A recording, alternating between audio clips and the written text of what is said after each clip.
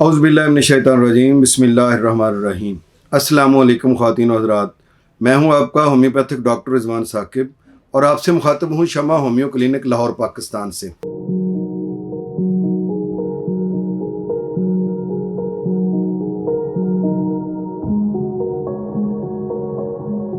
आइए आज बात करते हैं कि सेरिब्रल एट्रोफी या ब्रेन एट्रोफी क्या चीज़ है, या दिमाग का छोटा रह जाना ये क्या चीज़ है और इसका होम्योपैथी में क्या इलाज है।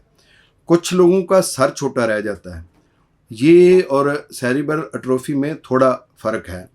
तो सेरिब्रल एट्रोफी में यह है कि आपका दिमाग जो है उसका कुछ हिस्सों का छोटा रह जाना या कम नशोनुमा पाना या दिमाग का प्रॉपर नशोनुमा ना पाना, ब्रेन का ना बढ़ना। जैसे जैसे उम्र बढ़ती है वैसे वैसे आपके दिमाग की नशोनुमा ना हो, तो इसको हम सेरिब्रल एट्रोफी कहते हैं।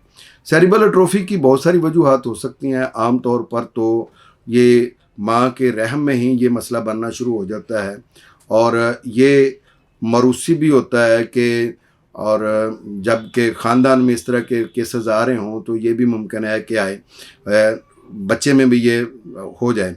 और दूसरा कज़न मैरिज भी एक इसकी वजह बन सकती है कि बाज़ बीमारियाँ ऐसी होती हैं जो कज़न मैरिज की वजह से होती हैं।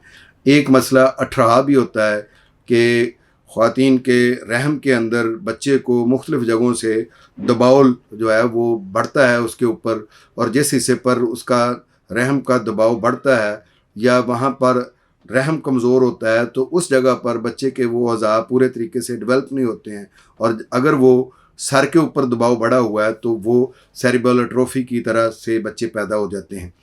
तो ये तो चंद एक वजूहात हैं। इसके अलावा हमल के दौरान में एंजाइटी, डिप्रेशन, गम, परेशानी, ये चीज़ें भी सेरिब्रल एट्रोफी का बच्चे के लिए ये बायस बनती है कि जो पैदा होने वाला बच्चा है वो सेरिब्रल एट्रोफी के साथ पैदा हो सकता है।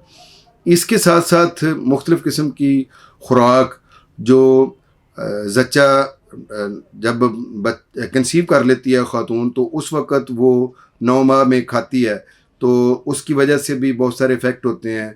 और इसके अलावा ये है कि ओवरऑल ख़ातून की कोई सेहत का मसला हो, कोई उसको कोई ऑटोइम्यून डिज़ीज़ है, जैसे उसको शुगर है, आर्थराइटिस है, सोराइसिस है, कोई इस तरह का कोई भी और मसला है, ल्यूपस है, तो उसकी वजह से भी ये प्रॉब्लम हो सकता है। सेरिब्रल एट्रोफी बाज़ औक़ात ख़वातीन में स्पॉटिंग होती है, जब आप वो कंसीव कर लेती है तो उसके बाद उसको दाग लगना शुरू हो जाता है, यानी हल्का हल्का खून खारिज होता रहता है, तो उसकी वजह से भी ये सेरिब्रल एट्रोफी वाक़या हो सकती है। बहरहाल वजह कोई भी हो सेरिब्रल एट्रोफी की, तो जब वो बच्चा इसके साथ पैदा होता है तो उसको बहुत सारे जो जिस्मानी मसाइल पैदा हो सकते हैं। और ये नहीं है कि वो सारे ही हों, बाज़ औक़ात यह है कि बच्चे के सुनने की हिस्स जो है वो कम हो जाती है, उसको कम सुनाई देता है, तो इसके लिए हेयरिंग एड भी लगाया जा सकता है। कोई आला समात जो है वो कान में लगाया जाए ताकि अगर आगाज़ में ही बच्चे को सुनने में दिक्कत हो रही है तो फिर उसको बोलने में भी दिक्कत होगी, क्योंकि जो बच्चे समात से महरूम होते हैं वो क़ुव्वत गोयाई भी उनमें नहीं होती, क्योंकि वो बातों को सुन नहीं पाते हैं तो वो बोलते भी नहीं हैं, हालांकि उनका कोई ज़ुबान का मसला नहीं होता है। तो इसलिए आगाज़ में ही बच्चे को डॉक्टर को चेक करवाएं और उसको फ़ौरी तौर पर अगर ज़रूरत है तो हेयरिंग एड जो है वो लगाएं, कोई आला समात को लगा दिया जाए। आजकल तो ऐसे आले आ गए हैं कि जो बिल्कुल नज़र भी नहीं आते हैं और बच्चे उनको डिस्टर्ब भी नहीं होते हैं लगाकर, और बाज़ बच्चों में आई साइट का प्रॉब्लम हो जाता है, उसके लिए भी ज़ाहिर है कि ऐनक लगानी चाहिए। और इसके अलावा और जो बाकी मसाइल उसकी वजह से पैदा हुए हैं उनको ठीक करने के लिए मेडिसिन देनी चाहिए।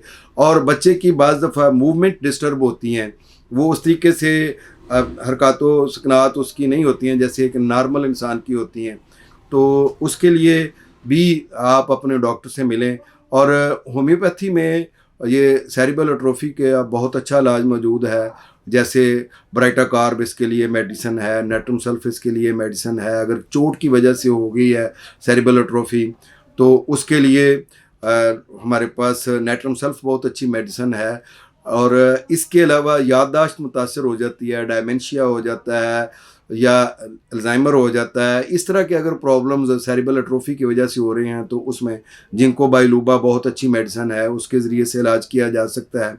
बहरहाल होम्योपैथी में सेरिबल एट्रोफी को मैनेज किया जा सकता है, अगरचे कि ये एक ऐसा मर्ज़ है कि जिसका कंप्लीट हम उसको ठीक नहीं कर पाते हैं, लेकिन ये नहीं है कि बच्चे के जो साइन और सिम्टम्स हैं वो यूं के त्यों रहेंगे या वो बढ़ते रहेंगे, बल्कि उसको कंट्रोल किया जा सकता है, उसको मैनेज किया जा सकता है और बहुत हद तक उसका ट्रीटमेंट किया जा सकता है।